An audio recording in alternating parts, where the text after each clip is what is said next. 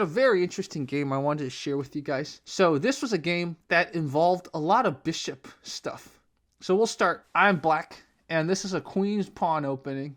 So I mirror, and then the standard, right? Nothing so far is any good or bad. So apparently that was not actually the right move. He should have actually challenged.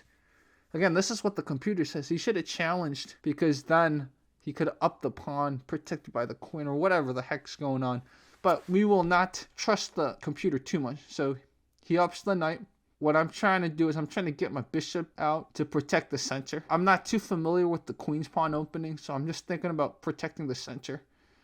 So he gets the knight out. I fianchetto the bishop to protect this. So now he does something very interesting. He moves his bishop out, which there's quite a lot of squares that he's potentially controlling, right? I move this pawn. Now I'm going to start challenging the center. And he moves the knight here. And my thought is potentially he's thinking about forking. But then I realize I got a king here to capture if he's thinking about forking. So that's not actually a real fork, because I can just capture with the king. So I move my pawn up to threaten his bishop. Now here's a funny part. Remember the diagonals I just drew? Check out the different parts. Where can his bishop move now? His bishop can retreat, right? In fact, that's probably his best option. But he can't move here because look at my pawn right here, right, to take him. He can't move here because I got a pawn here. Sorry, I'm drawing bad diagrams. So he can only move here. So let's see what he does. Does he retreat or does he move here? He decides to move here. Is not the best option. Here's why. Look at that. Now I can target him here. I've essentially made it so he's cut off. He can't retreat here. I'm going to capture. He can't retreat here. I'm capture. I guess he can't retreat here either because I got the knight here, right? So he can only move here. He can't move here because I'll capture. He can't move here because I'll capture. He can't move here because I'll capture. So he's only got one spot to retreat to. Let's see what the computer claims I should have done. Computer says I should have actually gone here. That makes sense. Because that way, he actually is completely trapped. He is completely trapped. The reason, guys, I thought about doing this one was because I felt like, this kind of exposes my king on this side. But then he doesn't have anything besides maybe this pawn. If he ups this pawn, he could potentially. So, yeah, I don't really have to worry too much. And, in fact, this forms a very good pawn chain if you look right here. There's a really good pawn chain. I get it. That's a really good tip. In fact, as I was analyzing, I realized that I probably should have done that. But anyways, that's not what I do. I go here. So, guess what he does? He thinks he's checking my king. But he's not, because look at this. Look at my knight here. My knight can take him. And then he can take my knight, but then I got a queen and a king. I got 3 defenders right here. So that was a bad move. So I take, he takes, I take. So I'm up a piece. So now he's thinking about, okay, maybe I need to let this bishop out. And this part is hilarious. So I up this. So the computer says that's not what I should have done. Let's see what. So I should have just taken. Apparently. I guess so, because whatever he does, I have a file here that's open. I see. Okay, whatever. But, I up this to protect. I'm playing defensive, right? I'm ahead in pieces. I can play conservative. So then he takes, I take, and then he moves his bishop out. Now, the bishop on the rim is a little bit dim, right? Because he can't control this side. He's only controlling this diagonal. So he's x-raying my bishop, but that also means I'm x-raying his bishop. So check out what happens next. I say, let me see if you want to trade, because I'm ahead in pieces. So if he decides to trade, I'll just capture him either with my king or with my rook. I think I was going to capture with the king because I can move the king over here and move the rook back. I think that's what I was thinking. The amazing thing is, I don't even think the opponent saw this diagonal. The long diagonals of the bishops, man, I'm telling you. So guess what he does? He just castles. He forgets that he's got no piece here that's protecting it. So basically, he's got a dangling bishop. So guess what I do? Capture his bishop, free bishop. So now I'm ahead by 2 pieces. So now he tries to move out his rook. Not a bad idea. And at this point, notice what I have. I have 1, 2, 3. I got a lot of diagonals that can point this way.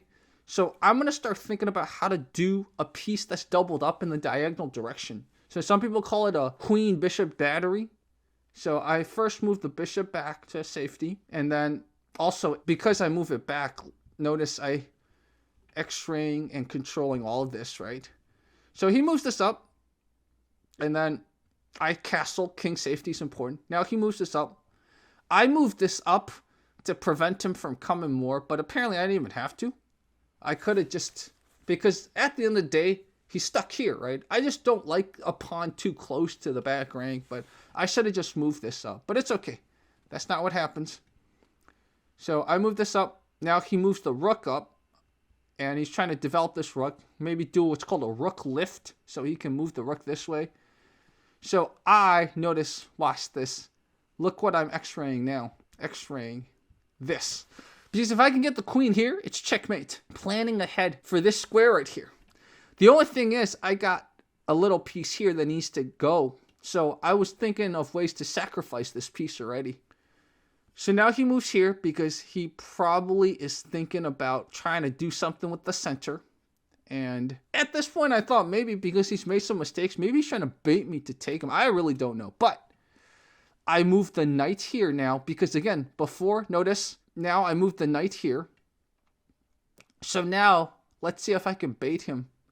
So he doesn't take. Instead, he puts the queen there, protect the knight. And I guess by proxy, he's also protecting this, right? So the queen is what's called overloaded. The queen is protecting this and this. You can't do two things at once. Rarely.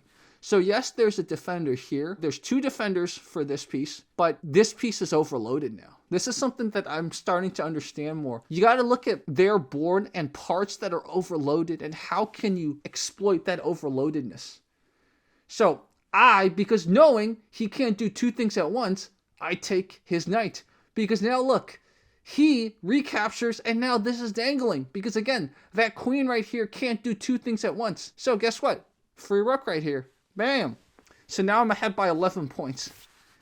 So he's panicking. This is actually a pretty good move. He's trying to bait me to make an exchange. The really funny thing is, even if I took him and he took my queen, I'd still be ahead. Look how many pieces I had. But I'm like, I got to look at the eyes on the prize. I'm looking right here. So guess what I do? I go back here, again, X-raying, because I know if I could just get my queen here, right here, I could checkmate. So now he helps me. He helps me with what I needed. So he ups this pawn. Now, if I capture the pawn, then this is still blocking the way. So I want him to capture so I can recapture. But check out what also happens now.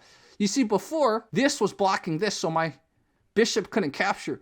But now that he goes here to try to, for some reason, threaten me here, I have a free pawn. So I take a free pawn here. And then he does the job for me. Look at this. Oh, not yet. So he tries to threaten my dangling bishop, which is a good idea. I move it back. Now watch what he does.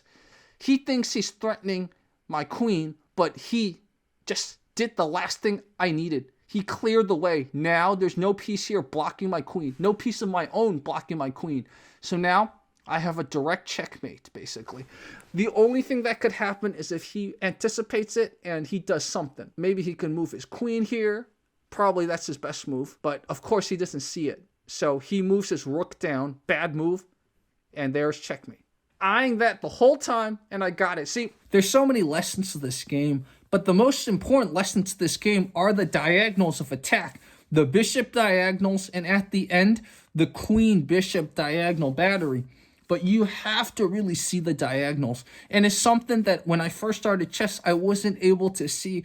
But now, this is my sharpness. I really am working on getting better with my bishop diagonals, my queen diagonals, and in this game, it paid off immensely. So guys, more to come. Let me know how you use your diagonals. How do you use your diagonals to help you in chess? Talk to you soon.